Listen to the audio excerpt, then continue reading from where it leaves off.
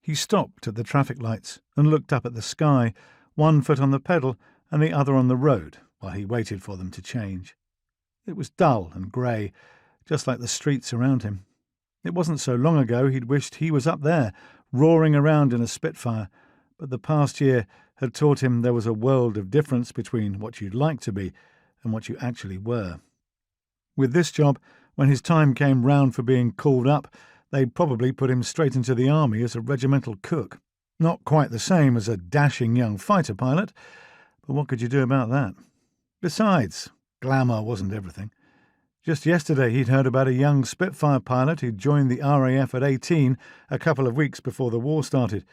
He'd fought over France and then over London, got the DFC and all. Then, last week, he got killed. Still, just 19. That wasn't what Joe fancied, so maybe the army cookhouse would be just fine.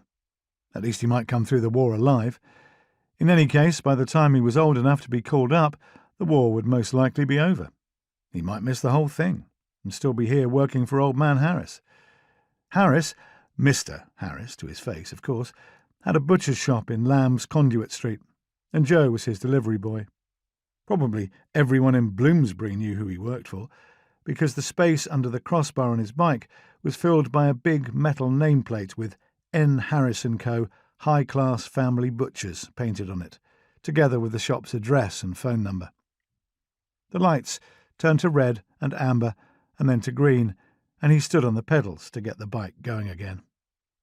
It was a Runwell, one of their special ones made for butchers and bakers' deliveries, with a small front wheel to make room for the biggest possible wicker basket on the front.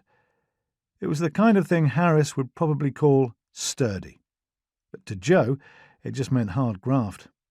No luxuries like gears to make the going easier, and with 40 or 50 pounds of meat in the basket, he soon worked up a sweat. The only good thing was that it got lighter as you did the round, dropping off packages to the customers' homes.